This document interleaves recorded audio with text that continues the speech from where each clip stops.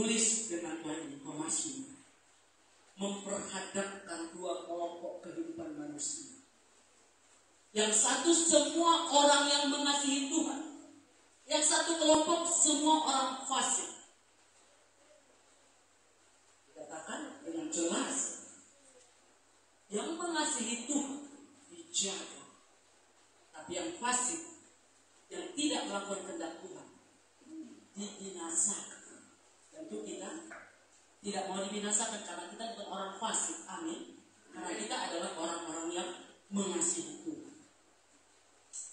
Apa standar atau ukuran yang kita pakai membuktikan, menyatakan bahwa saya ini mengasihi Tuhan? Mungkin ada yang berkata, wah dia rajin pelayanan, wah dia itu nggak pernah absen kalau ibadah, baik ibadah raya, baik ibadah komsel, baik dalam ibadah berdoa, doa pengerjaan, tidak pernah absen. Kenapa ia hal itu? Ya mungkin menurut pandangan ukuran kita manusia, ya boleh-boleh. Tetapi apa ukuran Tuhan menyatakan kalau kita sungguh-sungguh mengasihi Tuhan? Yohanes pasal 14 ayat 15, bisa ditampilkan. Yohanes pasal 14 ayat 15, firman Tuhan mengatakan,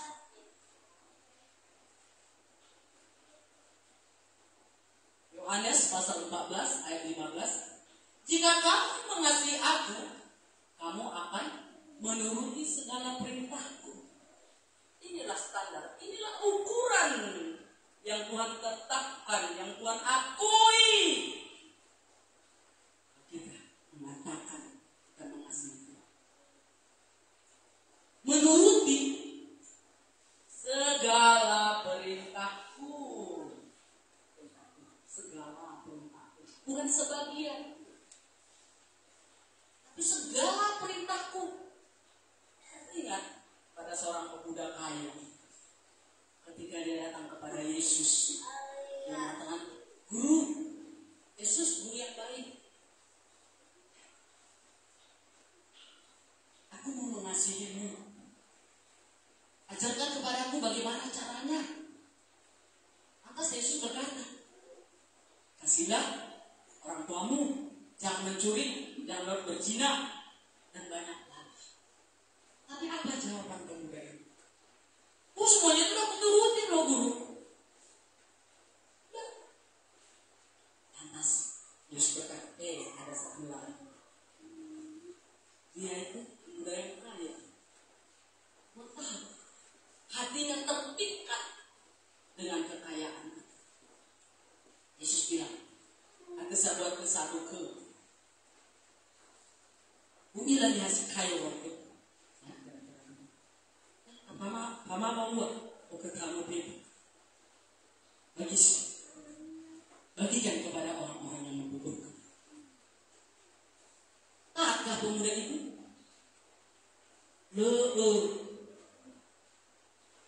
tinggalkan ya Yesus, dengan sedih hati. Makanya tadi mungkin kita berpikir, udah melayani sudah benar. Ketaatan di dalam melakukan perintah Tuhan, inilah gambaran mengasihi. Dan lagi di ayat ke-21,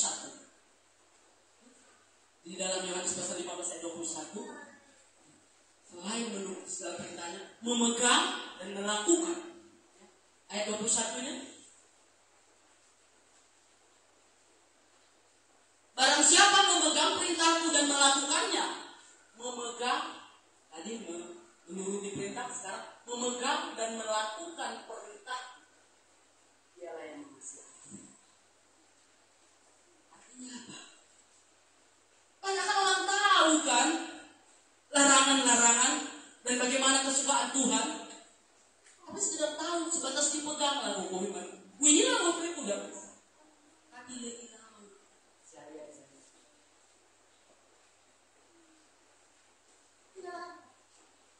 memegang perintahku dan melakukan, dialah yang mengasihi aku. Yang memegang, melakukan dan menuruti segala perintah Tuhan dan melakukannya. Itulah yang mengasihi. Inilah standar menurut Tuhan, menurut firman Tuhan. Yang mengasihi itu.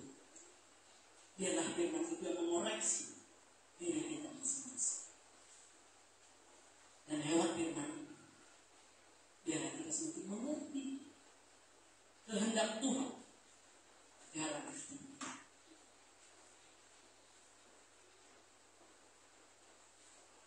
Sebagaimana tadi saya katakan, bagi orang percaya, untuk bersuka cita itu adalah pilihan, bukan alasan. Demikian halnya bagi orang percaya, mengasihi Tuhan itu adalah pilihan, bukan alasan.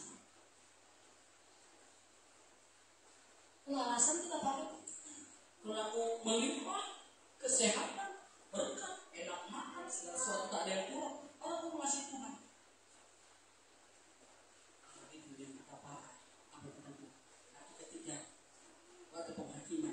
Kita mau bela-bela diri, kita ketuk pintu. Lu tidak hanya ada depan. Kita bela-bela diri. Aku sudah begini dan begini. Lu tidak hanya ada depan, kali lu. Apapun situasi, kondisi yang Tuhan izinkan, tetaplah bersuka cita, tetaplah mengasihi Tuhan. Amin.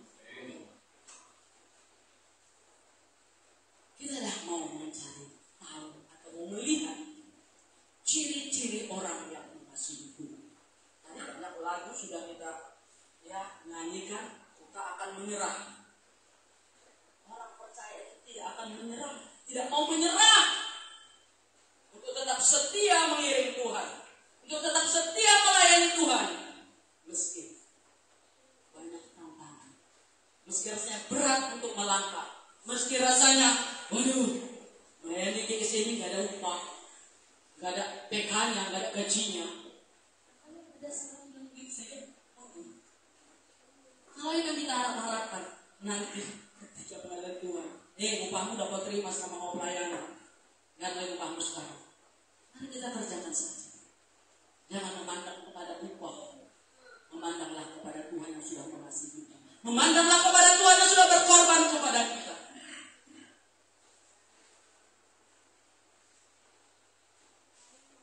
Kalau kita bayangkan bagaimana Tuhan menyatakan kasih-Nya kepada kita.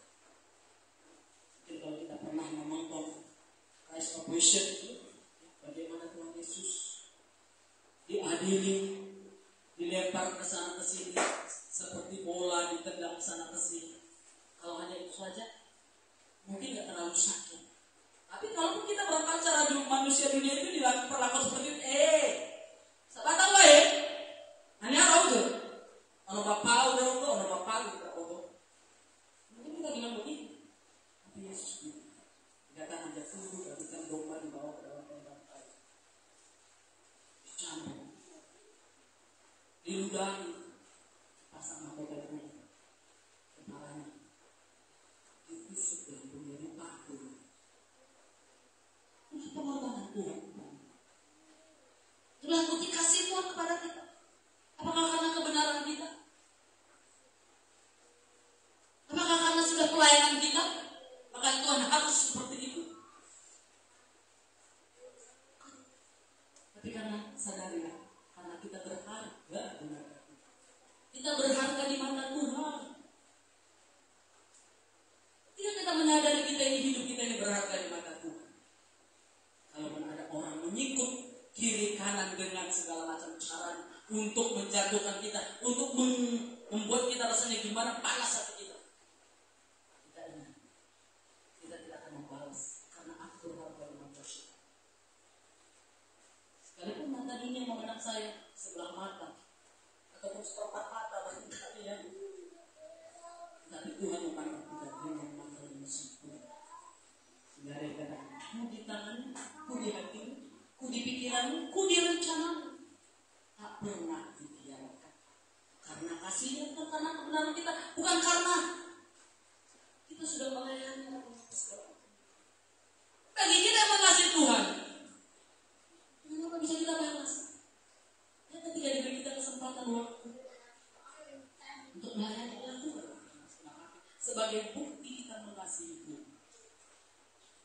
Sebenarnya hari ini bukan jadwal saya. Jadwal saya sebenarnya minggu depan. Tapi apa yang dikatakan diajarkan dalam 2 Korintus pasal 8 ya, ayat 1 sampai 15 atau sampai 12 supaya saling menggenapi, bukan supaya saya berkelebihan dan yang seharusnya yang lain hari berkekurangan, bukan, tapi supaya sepadan, supaya ada keseimbangan. Karena pelayanan itu adalah kasih karunia, bukan karena kehebatan, bukan karena kemampuan, tapi karena kasih karunia Tuhan. Maka selagi kasih karunia Tuhan itu diberikan bagi kita, pergunakan dengan sungguh-sungguh. Ciri dari kita banyak cirinya. Ciri-ciri orang yang mengasihi Tuhan, sangat mencintai firman-Nya, sangat mencintai firman Tuhan, dan merenungkan firman itu sepanjang hari. Di mana kita tahu itu? Bukan pandai-pandai saya aja. Tapi firman Tuhan berkata dalam Mazmur 119 ayat 97. Betapa ku cintai firman-Mu Tuhan, ku renungkan itu sepanjang hari. Orang ngasih Tuhan, surat cinta Tuhan ini bukan untuk disimpan pulang gereja, disimpan di lemari. Minggu depan ambil lagi karena mau ke gereja. Simpan lagi. Surat cinta Tuhan ini kita baca. Jangan hanya penuhi sepanjang hari, sepanjang waktu baca WA, baca buka Facebook, Instagram, dan yang lain-lain lagi. Kemajuan teknologi ini banyak, terkadang membuat orang terlena sehingga tidak lagi ingat akan kerinduan Tuhan, ingat akan perintah Tuhan. Katanya mengasihi Tuhan. Enak kita barangkali kalau menyanyikan, aku mengasihi Engkau Tuhan dengan segenap hatiku. Kemudian ku renungkan firman-Mu siang dan malam, ku pegang perintah-Mu dan ku lakukan. Biarlah hati kita menjawab. Apakah kita hanya pandai menyanyikannya? Mari kita pandai menggenapi. Amin. Pandai menggenapi, kurenungkan, kulakukan, kukukan, karena aku manusia. Mazmur 19 tadi, ayat 97 kata, betapa dia sangat mencintai firman Tuhan itu, ditanam menjadi bagian hidup, menjadi kesukaan, menjadi kerinduan, menjadi tuntunan bagi dia di dalam melakukan segala tindakan. Tuntunan baginya. Seperti yang dikatakan, saya firman pelita bagi kita itu dan bagi jalan. Firman Tuhan yang kita dengar, firman Tuhan yang kita pelajari, firman Tuhan yang disampaikan kepada kita. Dan jadikan itu menjadi panutan, menjadi tolak ukur, menjadi terang dalam kehidupan kita, menjaga dalam mencari Tuhan. Bukan, jangan hanya sebatas tahu. Lagi ciri, dia tidak menyerah, kemudian menunggang firman-Nya. Ya, di dalam masih dalam 119 ayat 164, ya, bahkan di dalam dari 6 ayat 11. Kesukaan orang yang mengasihi Tuhan itu, atau gaya hidup orang yang mengasihi Tuhan itu, selalu tak pernah berhenti mulutnya memuji-muji Tuhan. Memuji-muji Tuhan.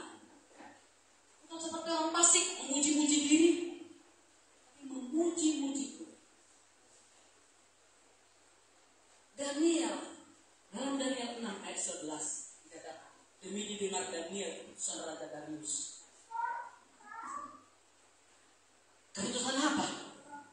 Kalau tak menyembah kepada akan bakar hidup-hidup. Ya.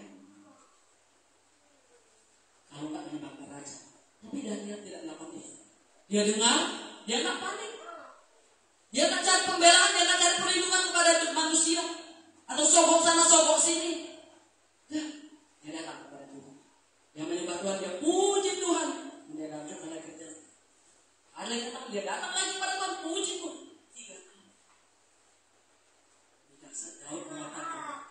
Daud mengatakan dalam Mazmur 197, 7 kali dalam sehari aku memuji-muji Engkau Tuhan karena keadilan-Mu.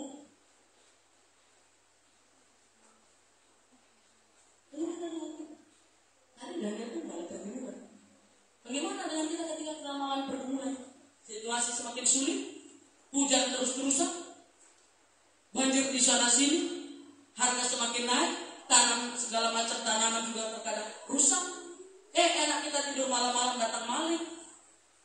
Masihkah kita dapat memuji-muji Tuhan?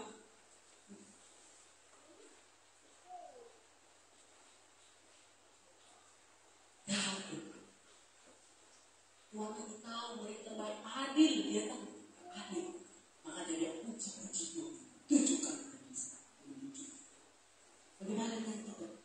Apa yang kita lakukan sepanjang hari? Buka kita. Mempersalahkan sana sini kan kita. Karena situasi ini mempersalahkan Tuhan. Mungkin kita berkata, Tuhan, kau nggak tahu aku ini orang sulit. Aku mau cari makan. Kenapa hujan terus? Tapi firman Tuhan mengajar kita. Mau seperti apapun cuaca, kita puji Tuhan. Muji-muji Tuhan. Itulah senantiasa menjadi kerinduan dan kehausan yang hati. Amin.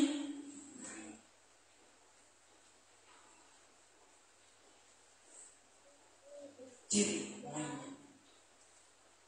tadi saya sudah buka di awal, Matius pasal 22 ini, ya. Hukum kedua itu ciri orang yang mengasihi Tuhan. Bukan hanya mengasihi Tuhan, tapi mengasihi sesama dan peduli akan saudara. Dan sana kita dapat melihat ini orang yang peduli sama sesama, mempedulikan saudaranya atau enggak? Atau hanya peduli pada dirinya sendiri seperti orang fasik? Dalam 1 Yohanes pasal 4, 1 Yohanes pasal 4 ayat 19 sampai 21, bagaimana seharusnya orang yang hidup mengaku dengan mulutnya mengasihi Tuhan. Kita mengasihi karena Allah lebih dahulu mengasihi kita. Lanjut. Iya, tadi pertama ya, kita mengasihi karena Allah lebih dahulu mengasihi kita. Jadi kalau kita sudah bisa mengasihi, jangan terus besar kepala. Sadari, kita dapat mengasihi karena Tuhan lebih dulu mengasihi kepada kita. Segala sesuatu yang ada pada kita itu dari Tuhan, bukan punya kita, bukan karena hebat kita. Romans 11 ayat 3 pertama, segala sesuatu dari Tuhan bagi dia, hanya bagi kemuliaan nama. Tidak ada karena hebat kita, bukan karena kebenaran kita, bukan karena usaha kita. Kita mau Tuhan lebih dahulu. Jika seorang berkata aku mengasihi Allah dan dia membenci saudaranya, makanya adalah pendusta. Karena barang siapa tidak mengasihi saudaranya yang dilihatnya, tidak mungkin mengasihi Allah yang tidak dilihat. Dan berita ini kita terima dari dia. Barang siapa mengasihi Allah, dia harus juga mengasihi saudaranya. Kita ada hadir hari ini, saya percaya. Bukanlah para pendusta yang mengatakan kasih dia, tapi tutup mata. Kenapa aku tutup mataku ke saudara Tuhan? Terlalu sakit Tuhan. Sering aku dibully, sering aku dikecewakan, sering aku didustai atau apa segala macam. Mengasihi Tuhan tanpa alasan, mengasihi saudara tanpa alasan. Kamu berbohong, kamu pendusta, kamu penipu. Kalau kau tidak mengasihi aku, ya tak kau lihat ada saudara di mana depan matamu, tidak kau peduli. Tuhan mengetahui apa yang kita lakukan. Itu sebagian besar yang saya ungkapkan ciri-ciri orang manusia. Ketika kita taat melakukan itu, berkat apa yang kita terima? Tuhan kita bukanlah Tuhan yang mau berhutang. Tuhan selalu bayar lunas segala apa yang kita kerjakan yang sesuai dengan kehendak. Makanya di dalam ketaatan kita, bahkan sekalipun kita masih Senin Kemis ketaatan kita, Tuhan tetap setia. Apa berkat yang dijanjikan Tuhan yang akan kita beri? Tuhan pilih kita dari dunia yang tadi saya sudah katakan di awalnya. Dipanggil, dipilih, dan ditetapkan. Dipilih dari tengah-tengah dunia yang menganggap kita ini orang miskin. Miskin sini bukan karena finansial, secara finansial atau secara material.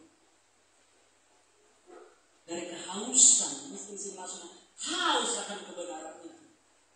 Haus untuk senantiasa rindu memuliakan Tuhan. Ini dipilih untuk menjadi kaya dalam iman dan berhak menjadi ahli waris dalam kerajaan. Mana yang kita tulis dalam Yakobus pasal 2 ayat yang ke-5. Nanti dibaca dulu ya. Dalam Yakobus 2 ayat 5. Dipilih, itulah bagian yang mengasihi Tuhan. Dipilih menjadi kaya dalam iman dan diberikan hak paten untuk menerima menjadi ahli waris. Siapa yang menjadi ahli waris? Anak gampang atau anak asli? Tentu anak asli ya kan? Anak-anak yang asli, anak-anak pewaris. Kita ini anak-anak pewaris kerajaan surga. Kalau kita sadar, mari tetap mengasihi, melakukan dan yang lain-lain. Tuhan menyediakan, Tuhan sanggup menyediakan lebih dari yang kita pikirkan, dari yang kita dengar, dari yang kita harapkan. Terbukti kan dalam pembangunan rumah ibadah kita.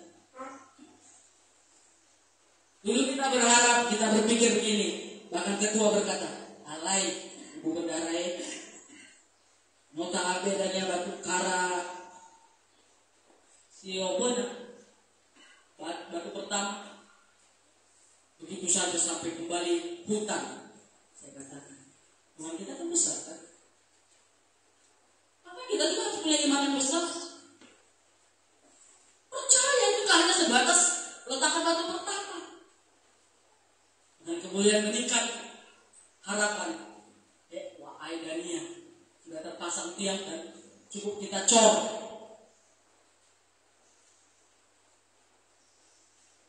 Karena kesetiaan Tuhan menyediakan, mencukupkan bagi orang yang mengasihi Tuhan, yang berharap kepadanya, yang berlindung, yang meminta kepadanya.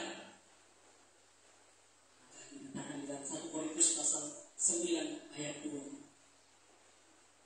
Coba ditampilkan 1 Korintus pasal 2, 1 Korintus 9 ayat 2.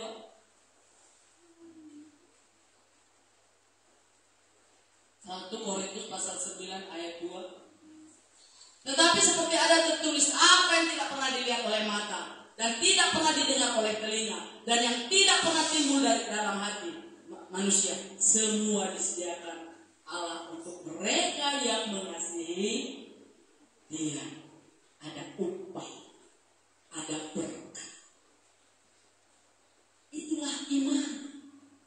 Seperti yang dikatakan dalam Ibrani pasal 11 ayat 1. Dasar dari segala sesuatu yang tidak kita lihat dan yang kita harapkan, dan bukti dari segala sesuatu yang belum kita lihat.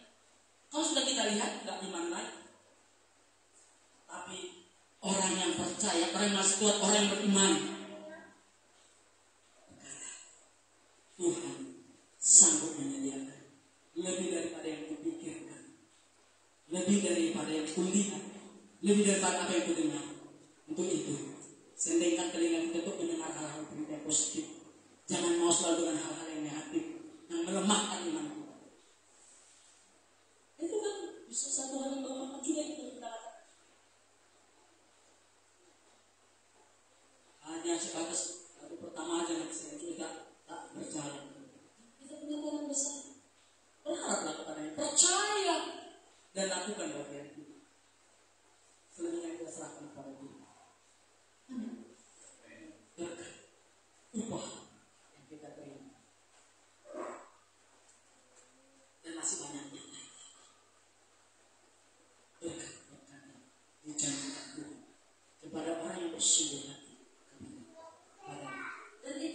bagian daripada orang yang mengasihi Tuhan. Dan kita mau belajar siapa itu orang fasik. Orang fasik, jangan pikir nanti orang di luar sana. Orang yang sering juga datang ke gereja, bahkan mungkin rajin melayani, tahu kebenaran firman Tuhan, tapi dia tidak mau melakukannya dengan segenap hati dan sungguh-sungguh, bahkan menyatakan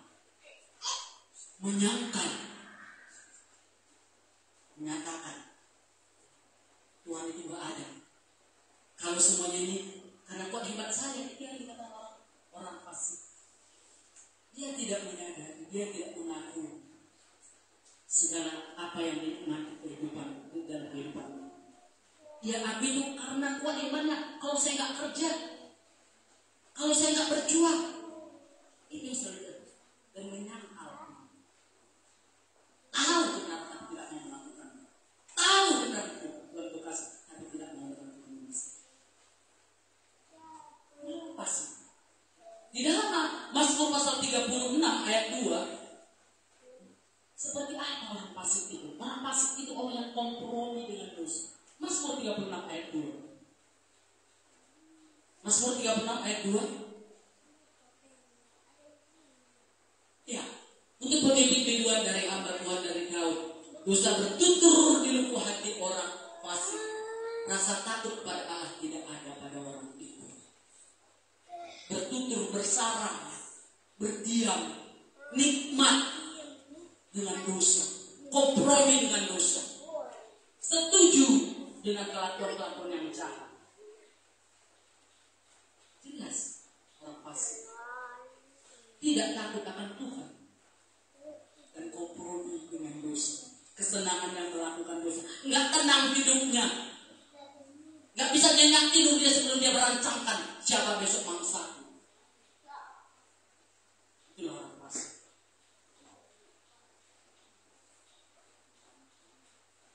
Ciri-ciri orang fasik itu sombong, congkak, sombong, aku ya, saudaranya semua itu. Tadi pusingnya, mungkin sombong itu si bayanya, congkak itu tuanya, aku itu lagi bapak kandungnya. Ya, jadi disitu komplit semuanya. Dalam Mazmur pasal 10 ayat 23 bisa kita lihat di situ seperti apa. Mazmur pasal 10 ayat 2 sampai 3. Karena congkak orang fasik giat memburu orang yang tertindas. Mereka terjebak dalam tipu daya yang mereka rancangkan. Lanjut. Karena orang fasik memuji-muji keinginan hatinya, dan orang yang loba mengutuki dan menista Tuhan. Apa cirinya? Suka memuji-muji diri. Tapi kesukaan orang yang masih Tuhan, kesukaannya memuji-muji Tuhan bertolak belakang. Kenapa? Karena dia sadar tanpa Tuhan saya tidak apa-apa. Tapi orang fasik, kalau bukan karena saya, itu selalu keakuan yang menentukan. Karena kalau bukan karena saya. Tapi kalau orang yang masuk, kalau bukan karena Tuhan, bukan karena saya.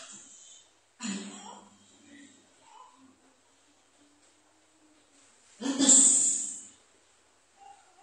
bagi orang yang mengasihi Tuhan ada upah, ada berkat. Bagi orang yang fasik juga ada upahnya. Bukan berkat ya, ada upah. Bagi orang fasik mengerikan sekali. Di Mazmur pasal 50 ayat 16 sampai 22 ini panjang ya. Mazmur 50 ayat 16 sampai 22. Tetapi aku mau menyanyikan kekuatanmu. Mazmur 50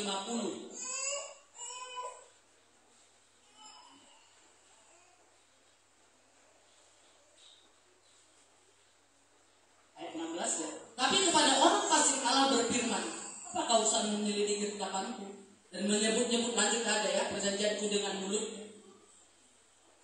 Padahal engkaulah yang membenci teguran dan mengesampingkan firmanku. Lanjut. Jika engkau melihat pencuri, maka engkau berkawan dengan dia, dan bergaul dengan orang berzina. Lanjut terus Mulutmu kau biarkan mengucapkan yang jahat dan pada lidahmu melekat tipu daya. Engkau duduk dan mengata-ngatai saudaramu, memfitnah anak ibumu. Itulah yang engkau lakukan, tetapi aku berdiam diri. Engkau menyangka bahwa aku ini sederajat dengan engkau. Aku akan menghukum engkau dan membawa perkara ini ke hadapanmu. Perhatikanlah, hai kamu yang melupakan Allah, supaya jangan aku merekam dan tidak ada yang melepaskan. Itulah kehidupan orang fasik.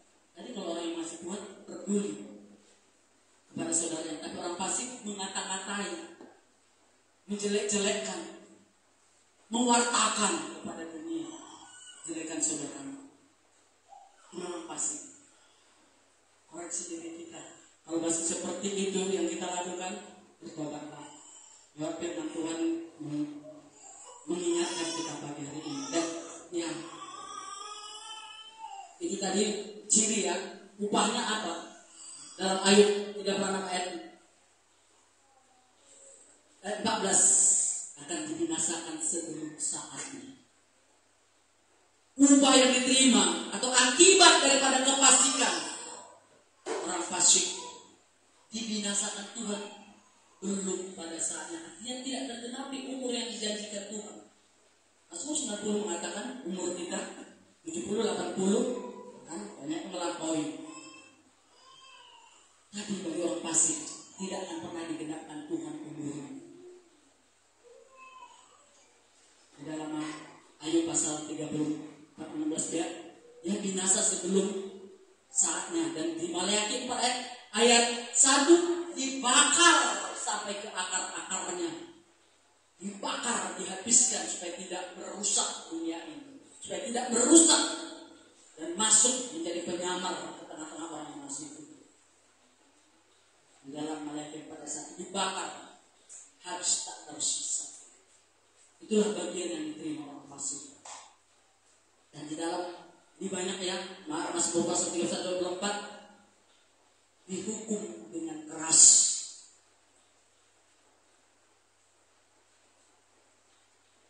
Kita kembali kepada Mazmur 145 ayat 20 tadi. Di sana jelas perbedaannya bahwa Tuhan menjaga orang yang mengasihinya. Bagian B-nya, Tuhan membinasakan semua orang fasik. Jadi, tidak tahu kita kenapa dibinasakan. Karena kefasikan. Dan bagaimana penjagaan Tuhan kepada orang yang mengasihi Tuhan? Di dalam Mazmur 121 ayat 7, Mazmur 121 ayat 7, Tuhan akan menjaga engkau terhadap segala kecelakaan. Sekarang banyak kecelakaan yang tiba-tiba saja terjadi, seperti di beberapa tempat. Dalam 1 minggu ini saya melihat berita di TV, ada longsor, ada angin kencang, hujan, angin badai, tumbang pohon, ada orang lewat, truk kena, mati. Tapi Tuhan mengatakan orang yang mengasihi Tuhan dijaga terhadap segala kecelakaan. Segala kecelakaan. Banyak kecelakaan-kecelakaan barangkali tidak kita ketahui. Bahkan di Mazmur 91 ya, itu dikatakan orang terkadang mau mencelakakan kita seakan-akan seperti orang yang membuat perangkap, mau merangkap burung. Itu secara tersembunyi mau membinasakan kita. Tetapi ada janji Tuhan mengatakan, dari segala kecelakaan Tuhan jaga. Gak mempan orang mau bikin bagaimanapun, karena sempurna penjagaan Tuhan. Amin. Kan? Itu gambaran perangkap burung itu perbuatan yang tersembunyi. Mungkin dia nggak sanggup mau membinasakan kita dengan cara berhadapan muka, kurang gentle. Buatlah dengan cara tersembunyi. Tapi apa dikatakan? Tuhan jaga. Tuhan jaga. Dari segala kecelakaan, Dia akan menjaga. Bukan hanya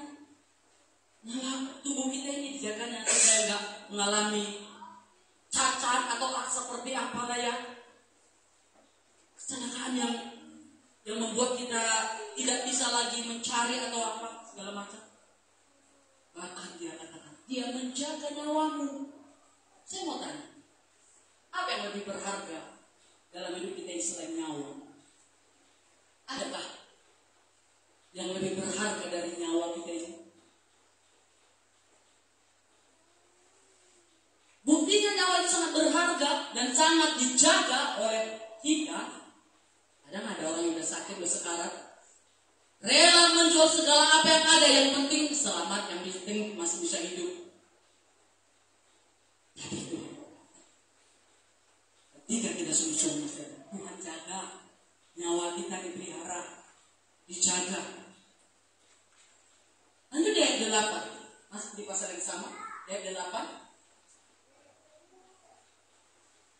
Ya, Tuhan akan menjaga keluar masukmu dari sekarang sampai selama-lamanya. Tuhan menjaga baik kita keluar dari rumah. Karena ketika kita keluar dari rumah, ya, banyak persoalan-persoalan yang mengintai kita yang bisa membinasakan kita, yang membuat kita celaka. Tetapi apa yang dikatakan firman Tuhan? Tuhan jaga. Ketika juga kita kembali ke rumah, masuk, kita mendapati keluarga itu nyaman, bahagia, tentram, dapat beristirahat dengan tenang. Karena kalau orang fasik gak bisa beristirahat dengan tenang sebelum rancangan ke perbuatan jahat dan selalu ketakutan.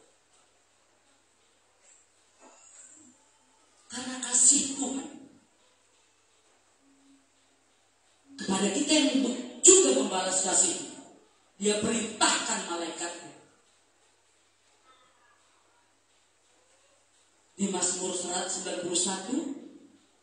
ayat 11 ya, coba Mazmur 91 ayat 11.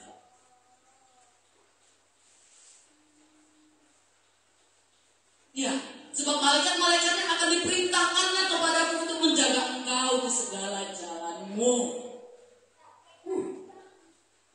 Kalau ketika semalam saya merenungkan ini, bukan saya cek ini ya, tanpa saya sadari, menetes air mata saya. Siapa aku Tuhan? Engkau tahu, tidak ada satu yang tersembunyi. Siapa aku di hadapan? Tapi ketika firman ini dikatakan, betapa berharganya, kita sadar, saya menyadari, betapa berharganya aku di matamu Tuhan. Sehingga walaupun hampir menyerah hari ini untuk tidak melayani, karena rasa sakit baik di pinggang, di kaki, di segala macam, firman ini memberi kekuatan. Kata Tuhan, aku jaga, aku beri kekuatan. Siap. Itu adalah kasih karunia. Beri kesempatan. Bahkan Tuhan percepat.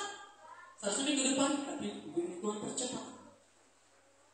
Dan sekalipun kita barangkali hanya 10 orang yang ada yang hadir ini, nggak mengurangi rasa sukacita saya untuk membagikan ini. Karena yang saya tahu, Tuhan perhitungkan itu semua. Tuhan melihat itu semua.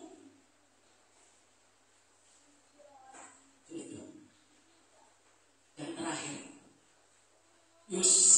Yosua mengingatkan kepada kita, seperti yang mengingatkan bangsa Israel, demi nyawamu kasihlah Tuhan dengan sungguh-sungguh, dikatakan di dalam Yosua pasal 23 ayat 11. Demi nyawamu.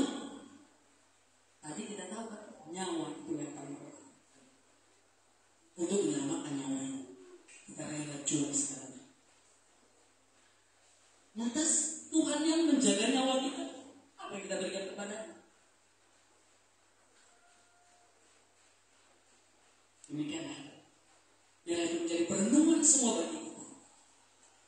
Dan sekalipun kita tidak seberapa, itu tidak akan mengurangi rasa syukur kepada kita. Saya mengundang para pelayan.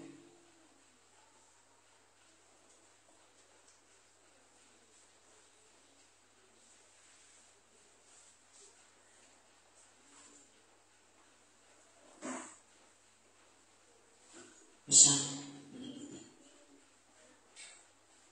Sungguh-sungguh masih Tuhan. Sudah mengutarakan semua berkat yang kita terima.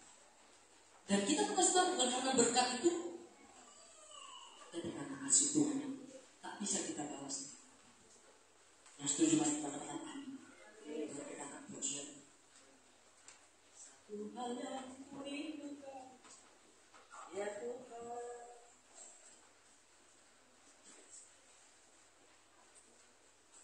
Mari kita sungguh-sungguh hayati, kita nikmati kata-kata yang dalam firman-Nya, dalam pujian. Satu hal yang kurindukan.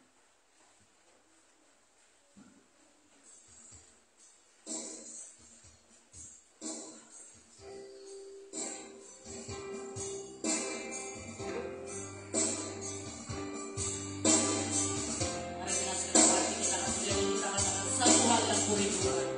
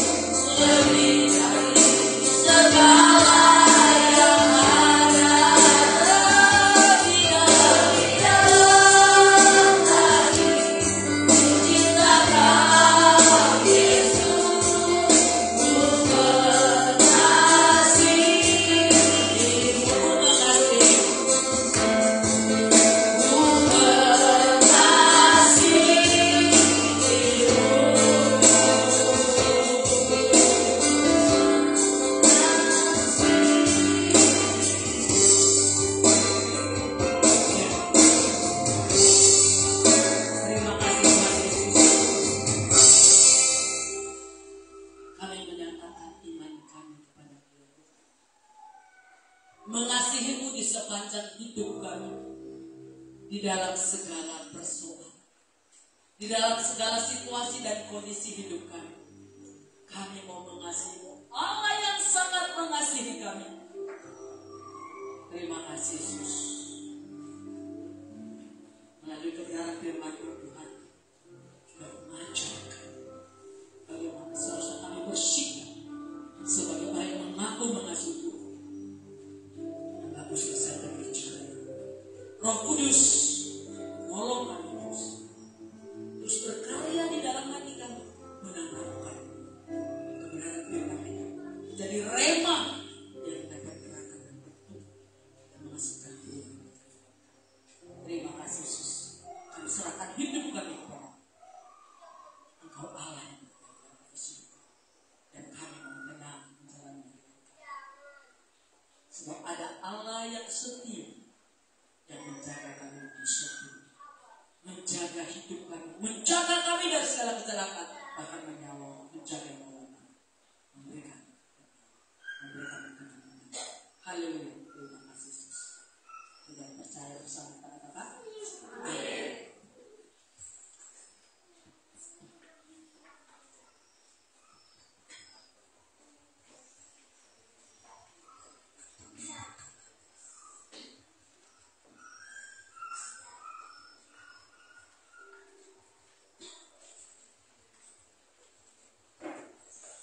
Puji Tuhan, saat ini kita akan memberikan yang terbaik bagi Tuhan. Mari kita angkat pujian kita, begitu besar kasih Allah.